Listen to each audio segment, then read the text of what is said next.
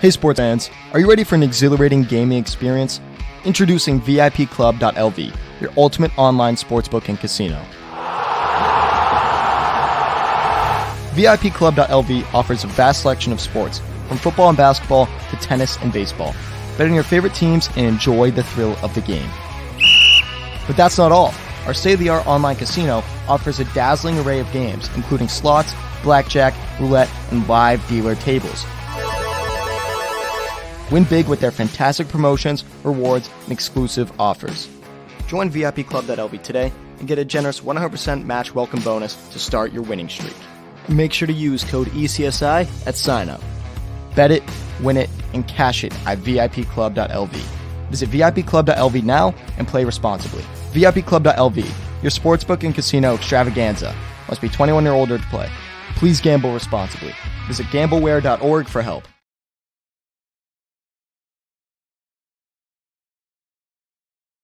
ECSI fans, do you want to revolutionize your sports investing habits? Allow me to tell you about WagerWire. WagerWire is an app that helps you become a superior bettor by allowing you to sync all of your sports books and track all of your bets in one place. See your current action, your betting history, and stats. You can also sign up for sports books and collect bonus offers. Follow them at WagerWire on X, as they're the best account on the platform. Head to the App Store or Play Store now and search WagerWire to download the app.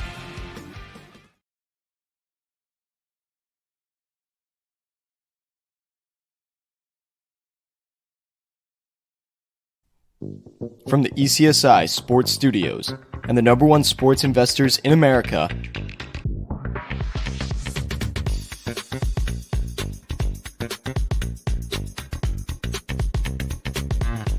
we bring you The Closing Bell. As the market closes, legends Jeff Dawson and Riley Magnuson bring you all the sports investing tips for tonight's matchups. If you want to learn more from the two legends at the desk, make sure you stay tuned to The Closing Bell.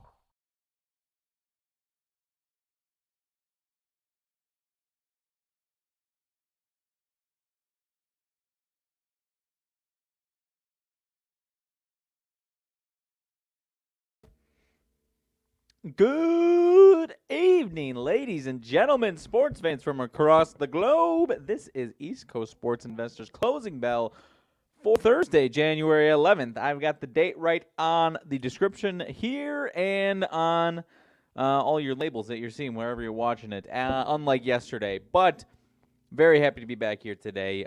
Rocking solo again here on this fine Closing Bell evening. Going to be very, very short and sweet. Just going to be very honest with you. Not as big of a slate today. Only, I want to say, 4 NBA games left. Only a few college basketball games that we're going to talk about here tonight. So this one is going to be lightning speed. But aside from that, going back to yesterday, my friends, if you stopped by, thank you for stopping by yesterday and coming back today because we had you geared up and ready to rock and roll for the college basketball slate. Was not perfect by any means, but I did warn you about some of those big favorites, or I guess some of them are short favorites, but highly ranked teams were on upset watch last night. I warned you. Not all of them came to fruition. I did say not all of these are going to come to the window. Said Kansas might even get the win, but UCF would keep it close. UCF got the goddamn win. Excuse my language there. That was the number 3 team in the land, falling after 1 and 2 fell the night before. Tennessee, the number 5 team in the land, falls to Mississippi State. I warned you about that one. UConn was the one that I was kind of hesitant on putting them completely on upset watch. They only win by 5. They barely cover, depending on what number you got there. Oklahoma was one. Credit to whoever had Oklahoma or who had TCU. I warned you about that one. That one was a little bit of a different case where you had the ranked team just a blatant underdog. UNC took care of business. I was kind of wishy-washy on that one, but wasn't diving off the deep end like I was with Kansas and Tennessee there. The one loser that we had, I was on Ohio State, which was a very good game for a long period of that game against Wisconsin. Final score does not do it justice for how solid of a game that was. Ohio State. Wheels kind of fell off, and we're chucking a little bit the last 5 minutes of the game, and the wheels fell off, and they lose by 11. But damn good night, 2 nights in a row of college basketball. The other game that I didn't really talk about, actually, the other upset was Marquette, kind of getting their ass whooped at home by Butler. Not their best, not their prettiest moment there by any means this season. Marquette there. They'll bounce back. They'll be fine, but kind of looking not really like the close to juggernaut or anything along those lines that we were expecting. Look pretty vulnerable. They are going to be a tournament team, probably a top 5 seed tournament team, and are still going to fight here for the Big East. But not the top 5 team that we had initially anticipated, at least to this point right now. So overtime for Memphis. We didn't talk about that one. They go to overtime, number 13 team, and survive there. Virginia Tech takes down Clemson. Small upset there. Clemson, a great start, but once again, I think Jeff mentioned it, a team that always great in the non-conference schedule, can't continue it down in the ACC play. And we kind of saw that last year as well. Starting to see it already here again so far. I think they're solid. I think they can get this on track a little bit as compared to some past years. But obviously a couple losses in a row. Lost to UNC this past weekend as well. Tonight, not as many games. There are a couple of really solid games, some non-ranked games that we'll talk about that are pretty decent. At least in my opinion, obviously my neck of the world, it is the biggest game. But would I still argue that it is the biggest game on the schedule tonight? Illinois hosting Michigan State. Obviously no Terrence Shannon. 1-1, I believe, without Terrence Shannon. Illinois is with a loss to Purdue the other day. Hosted Michigan State, who's obviously pretty desperate. Maybe not desperate. Maybe that's not the right word. But a Michigan State team who, if they can get this one and start rattling off some wins, they're obviously back in the picture, back in the national picture, and are going to start making some waves. Be that team that we talked about as a team that might struggle a little bit the first couple of months in the season, in the non-conference season, and then, as is their MO in the Tom Izzo 20-plus year era, get it going in the Big Ten play and obviously into March, January, February, into March there. So that we'll be talking about tonight. NBA, already one NBA game in the tank. I believe it was the NBA Paris game. Cavs win 111-102. Under comes in there. Cavs get the win and cover there. And we got 4 games here. A couple maybe we'll skip past a little bit there, but a couple TNT games. One that I like a play on. Don't love it, but I do like it. Lean for sure. But aside from that, I don't think there's anything too crazy. Like I said, going to be a lightning speed show. Only a few games that we'll probably be talking about, and then we'll get out of here short and sweet, my friends. So let's go over and talk about that Illinois game. Michigan State, Illinois. I'm seeing 2.5, 3 on the spreads. 3.5 for the most part. I see 1, 2.5. I believe it's FanDuel that's got the 2.5 there juiced to Illinois, minus 120 there. And I'm a little torn on this one on the spread. There's a better play that I like about this, but we'll talk about the spread first for a second. Illinois, I do think with obviously maybe the general population outside of the Big Ten world and Illinois world doesn't really know about the Terrence Shannon situation. They see their only loss recently, a very close loss to Purdue. They were down quite a bit more in that Purdue game. It had a kind of a frantic comeback that made it really close down the stretch there. It does feel like a little bit of a statement without Terrence Shannon coming off of a loss as favorites here against a Michigan State team, but Michigan State is also coming off of a loss at Northwestern. But they should be hell-bent on getting this win. This would be a massive piece for their resume. Not only their resume, but obviously, as I said, continuing to turn the season back into what we potentially thought it could be at the beginning of the season. They're unranked right now, 9-6, but they've been playing a much, much better brand of basketball outside of that last Northwestern game. So I do kind of like Michigan State's chances here tonight, although it is going to be a raucous environment. This Illinois team has it's very streaky now without Terrence Shannon. The ceiling is a little bit lower, and the athleticism is not quite as high, but they still got some guys that can play and could score. Just going to be spurts throughout this game and every game where they just can't quite score. So I'm a little hesitant on Illinois tonight. I'm kind of a coin toss on who I think is going to win / cover this game. But where I am more interested, my friends, we got a 150 total on this one, which seems kind of high for a Big Ten game. But both these teams have been covering like crazy. Speak up, Mike, like a man. Thanks, Dougie P. How about you go screw yourself, pal? Thanks. I am as close as I can be here, pal. So if you don't like it, you can hit the highway, pal. Michigan State, 5 straight overs, 137, 136, 153, 146, 136. All of them going flying over, whereas Illinois, 4 straight overs, 149, 163, 140.5, and 150.5, all flying over. So this one feels like a much, much lower total here compared to where they've been and where they've been covering to the over. So I am leaning much more strongly to the under on this one, my friends. So I'm going under 150. Even saw it shading down under to 149.5 there. So I do believe that is probably the next move that it's going to make there. But that is where I'm at with this game here in the Big Ten. Moving on. Gonzaga on the road at Santa Clara. In the past, we've seen this one as a potentially tricky matchup for Gonzaga there. Let's see here. As far as tonight's game, we've obviously seen Gonzaga not quite the same team that they've been in the past. Santa Clara coming off a nice little schedule here.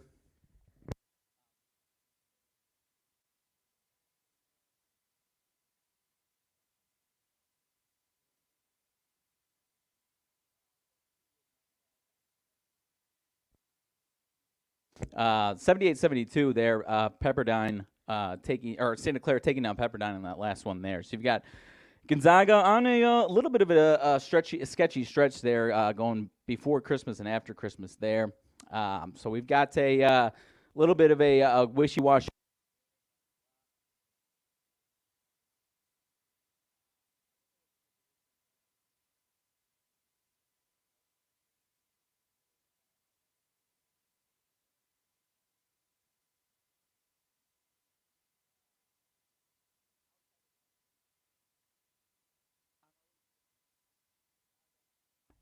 Gonzaga -8 is a little too good to be true with obviously Gonzaga against one of these other West Coast teams that they obviously play all the time.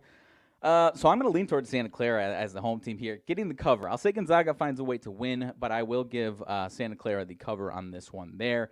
FAU, the other ranked team here in college basketball tonight, at Tulane. You know what? I guess I'll go on the record in saying Tulane and FAU 7.5.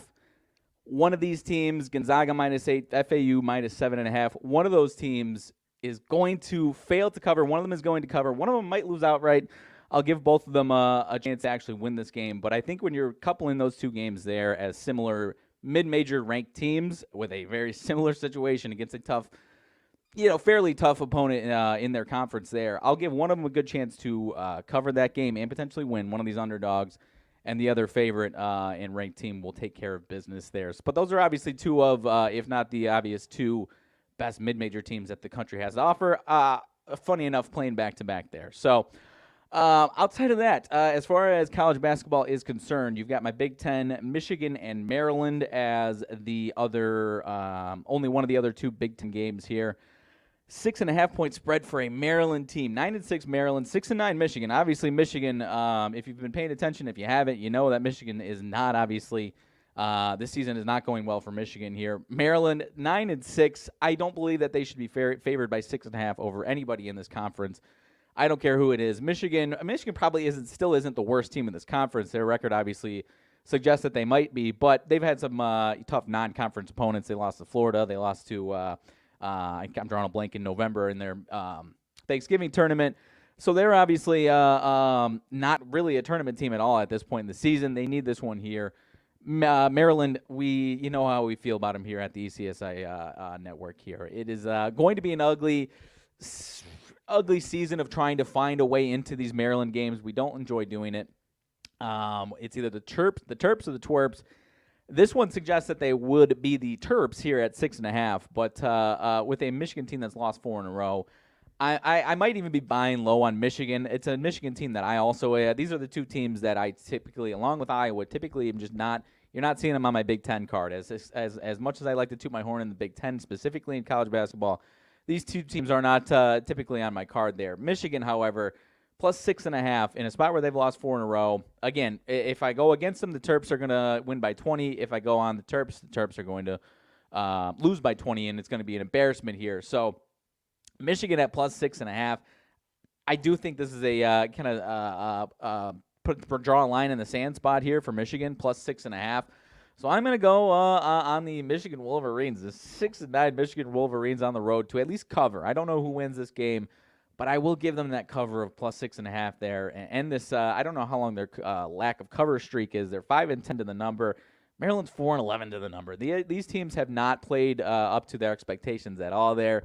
So I'm going to Michigan plus 6.5, and it's almost more of a situation of I don't believe Maryland should be minus 6.5 point favorites against anybody. But like I said, Maryland's now obviously going to show up and look like the best team in the damn Big Ten. So it's a tough one to get into. I don't recommend trying to get into this one, but if you think Michigan is better than what the record says, then maybe take a shot with old Wolverine Michigan there. In the aftermath of their championship win the other day. I hate when people this isn't that situation. I hate when analysts connect it to the football team, whatever. I'm not doing that. Obviously, it is a big celebration week for them, but I'm not doing that. So we're moving on from that one. Outside of that, I know there's a couple of Pac-12 games here as well. Utah and UCLA, just trying to find it here. Utah, UCLA, here. All right, we'll skip on that one until I find it. Stanford and Oregon State is another Pac-12 game, as well as Arizona State, Washington. Arizona State, Washington, 7-point spread at Washington. Washington 7-point favorites, 151.5 on the total there.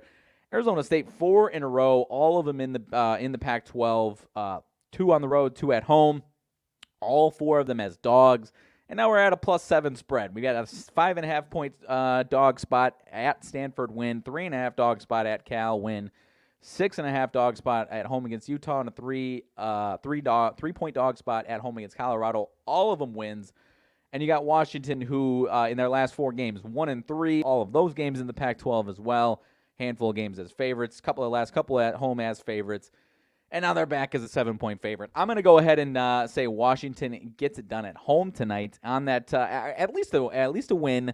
I think the spread might be closer to a coin flip, but it does feel like a statement with an Arizona team who's won 4 straight in the Pac-12 as dogs, and now you're seeing them as 7-point dogs as opposed to 4.5 point dogs or something like that. Would be a nice statement towards Arizona State. So I'll go for a Washington spot here at home to take care of business and to get. They obviously won their last game, but kind of further getting back on track there in the Pac-12. Like I said, I know Utah and UCLA are playing. There we go. UCLA at Utah, 8.5 point spot as favorites for Utah. 11-4 Utah. UCLA just not the same team. A retooling year for Mick Cronin and the fellas there. 6-9 UCLA, kind of similar to this Michigan team. They are better than what their record says. It's obviously been a tough schedule, but still not going well there. They have taken care of business in this rivalry, obviously, with UCLA being the superior team the past handful of years here. Utah coming off of a couple of losses on the road themselves to both Arizona schools there. Not pretty showings either. Were favorites in that Arizona State game. We obviously just broke that down. Lose by 12 as 6.5 point favorites on the road. Lose as 12.5 point dogs at Arizona by 19 points. Before that, had won a couple at home to both the Washington schools, taking care of business there. So they're taking care of business at home in the Pac-12, whereas UCLA coming in pretty cold, 3 straight losses. Oregon, Stanford, and Cal, last 2 as favorites, actually. So now we're down back to an 8-point spread here for Utah at home here. I much like that Michigan spot, I do think this is kind of a draw line in the sand, toughen up a little bit and at least keep this one close. I'm not saying they win. But I could see, as much as this feels like a statement for Utah, they obviously are coming off 2 bad losses. UCLA is coming off of 3 bad losses here. So I'm going to go UCLA, keeping this one close inside that 8.5 there, putting up a legitimate fight. And I don't think Utah should be, or I think UCLA should be this big of a dog. They'd been favorites recently.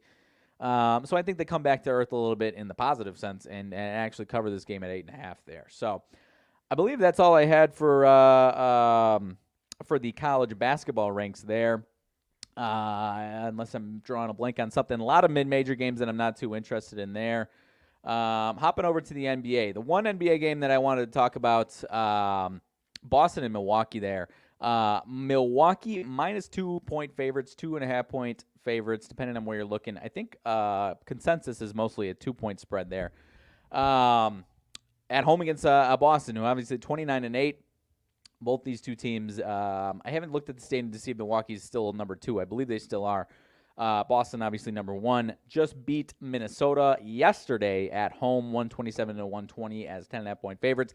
Milwaukee not playing their best ball right now. A little inconsistent on both ends of the floor.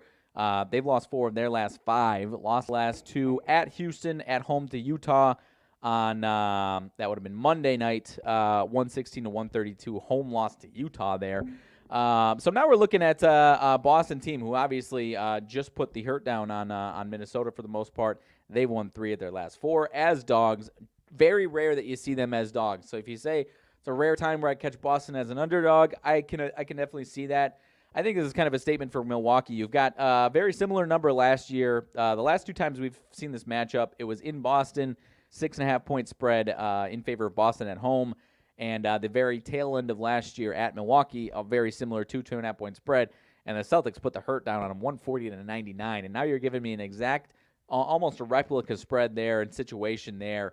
Kind of gives you, entices you to take that underdog spot for Boston there. So I'm going to lean towards the Bucks to bounce back out of whatever funk they've got going on. This one should wake them up, kind of trying to, potentially, even this standings a little bit for, obviously it's well off in the future, but potentially, taking over the 1 seed and getting a home court advantage in a potential playoff matchup for these 2 teams. Maybe they're not motivated by that yet. I don't know.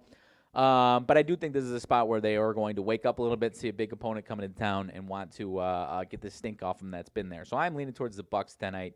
Minus the 2.5. Like I said, I do believe it is down to 2 in most spots there, seeing the majority of bets coming in on the Celtics from what I've seen so far. The Knicks in Dallas. 4-point spread for the Knicks in Dallas. I think I saw Luka was questionable. This spread would kind of lead you to believe that he is going to be out of this one. If he is back and we're sitting right at 4-point spread, I'm probably all over the Knicks. One of these goofy games where if he's playing and the line doesn't move at all, then there's something going on there. If he's not playing and the spread stays right at 4, it's probably fair there. And I do think that's what you're going to see. This Knicks team is obviously pretty damn hot right now, 22-15. Dallas 22-16, but obviously not playing quite as consistently as this Knicks team.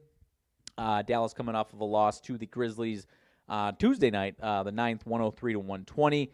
So without Luka, I'm not sure what to expect out of this team. They've got a couple of other guys as well. Derek Lively doubtful, Grant Williams doubtful. So they just could be depleted there. But as we always say, don't buy too much into that injury stuff.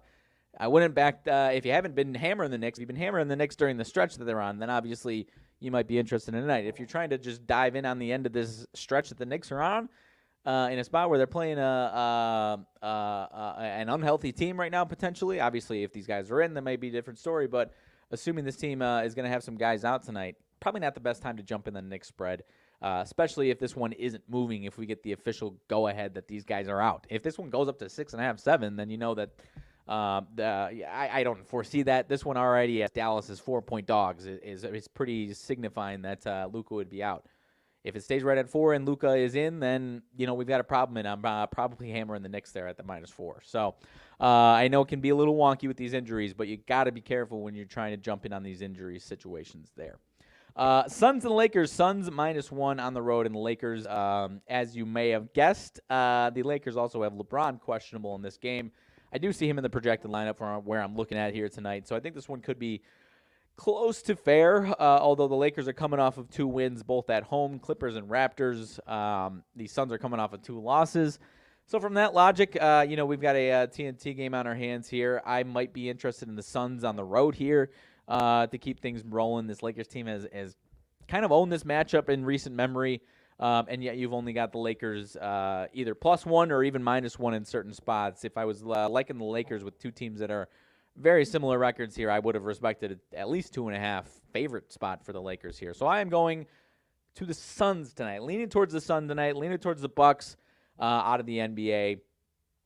Staying away from Knicks and Dallas and staying away from OKC and Portland as well. Thank you, Tyrone. I know I did have some sketchy microphone stuff for a second there. It was not related to what old Dougie P was talking about before that. So apologies if I was sounding like a woman there, but I don't think I do. So thank you all for stopping by today. It has been a fun week. I will be back with Jeff Dawson in the morning, bright and early, talking college basketball, a lot of Big Ten talk for sure, as well as I'm sure some NFL talk heading into the weekend there. So thank you all for stopping by. Best of luck on whatever you got going on tonight. I do appreciate y'all for stopping by and hope it was a good week for you. I hope you all have a good weekend. And make sure you stop by for whatever we got going on tomorrow in the world of ECSI. Thank y'all for stopping by. I will catch y'all later.